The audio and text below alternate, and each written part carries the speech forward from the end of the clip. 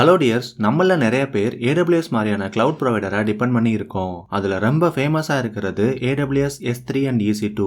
இந்த AWS S3 and EC2னா என்ன, அது ரெண்டுக்குள்ள டிஃபரன்ஸ் என்ன, எதுக்கு யூஸ் ஆகுதுன்னு பார்க்கலாம்.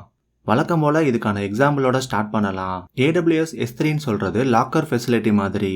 பேங்க் இல்லை மற்ற ப்ரைவேட் கம்பெனியில் லாக்கர் வாங்கி நம்மளோட ஃபைல்ஸ் அண்ட் இம்பார்ட்டன்ட் திங்ஸ்லாம் ஸ்டோர் பண்ணி வைக்கிறது. உங்களோட பர்பஸ்க்கு தேவையான சைஸில் லாக்கர்ஸ் இருக்கும். எக்ஸ்ட்ரா லாக்கர்ஸ் வேணும்னா கூட அதுக்கான அமௌண்ட் பே பண்ணி நீங்கள் லாக்கரை வாங்கி யூஸ் பண்ணிக்கலாம்.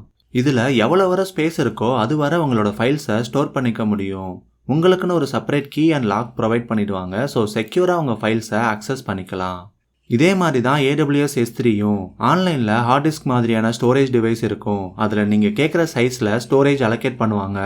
லாக்கர் யூஸ் பண்ணுற மாதிரி ஒரு செக்யூரிட்டி கீயோட உங்களோட ஃபைல்ஸை அப்லோட் அண்ட் டவுன்லோட் பண்ணிக்கலாம். ஆல்ரெடி இருக்கிற ஃபைல்ஸை எடிட்லாம் பண்ண முடியாது. வேணும்னா டெலீட் பண்ணிவிட்டு நியூ ஃபைலை அப்லோட் பண்ணிக்கலாம். Next AWS EC2. இது எப்படின்னா லாக்கர் மட்டும் வாங்காமல் லாக்கரோட சேர்த்து ஃபுல் ரூமே ரெண்டுக்கு எடுக்கிற மாதிரி. நல்ல ஸ்பேஸ் உங்களுக்கு கிடைக்கும். அந்த ரூம் அண்ட் லாக்கரை ஃபுல்லாக யூட்டிலைஸ் பண்ணிக்க முடியும். ஃபுல் ரூம்னு சொல்லும்போது கிச்சன், ஹால்னு உங்களுக்கு தேவையான பிளேஸ்லாம் நீங்கள் யூஸ் பண்ணிக்கலாம். உங்களால் குக் பண்ணிக்க முடியும். வேணுங்கிற ஃபர்னிச்சர்ஸ்லாம் ஃபிட் பண்ணிக்கலாம்.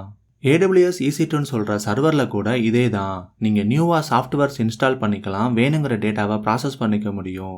அந்த ரூம்னு சொல்கிற சர்வரை முடிஞ்ச வரை கஸ்டமைஸ் பண்ணிக்க முடியும். இந்த S3 அண்ட் EC2 கான்செப்டை பெட்டராக அண்டர்ஸ்டாண்ட் பண்ணிக்க இன்னொரு எக்ஸாம்பிள் பார்க்கலாம். நீங்கள் ஒரு ஃபோட்டோ ஸ்டுடியோ வச்சிருக்கிறதா இமேஜின் பண்ணிக்கோங்க. உங்களோட ஸ்டுடியோ ஆஃபீஸ் தான் EC2 சர்வர்னு சொல்கிறது. அதில் ஃபோட்டோ எடிட்டிங், ப்ராசஸிங் அண்ட் பிரிண்ட்லாம் பண்ணிக்க முடியும். இதில் ப்ராசஸிங்லாம் பண்ண அப்புறம் கிளைண்ட்டோட ஃபோட்டோ காப்பீஸை ஸ்டோர் பண்ணி வைக்கிற பிளேஸ் தான் S3. உங்கள் பழைய கிளைண்ட்ஸோட ஃபோட்டோஸ்லாம் ஆக்டிவாக தேவைப்படாது. எப்போவாது அகைன் அவங்க வந்தால் நீங்கள் ஸ்டோரேஜை ரெஃபர் பண்ணி அவங்களோட ஃபோட்டோஸை டவுன்லோட் பண்ணிக்க முடியும். இந்த மாதிரியான எக்ஸாம்பிள்ஸ் மூலமாக S3 அண்ட் EC2 பற்றின கிளாரிட்டி கிடச்சிருக்குன்னு நினைக்கிறேன். இது மாதிரியான ரியல் லைஃப் எக்ஸாம்பிள் மூலமாக டெக்னாலஜி கான்செப்டை அண்டர்ஸ்டாண்ட் பண்ணிக்க நம்ம சேனலில் இருக்கிற வீடியோஸை ஃபாலோ பண்ணுங்கள். தேங்க்ஸ் ஃபார் வாட்சிங். See you soon.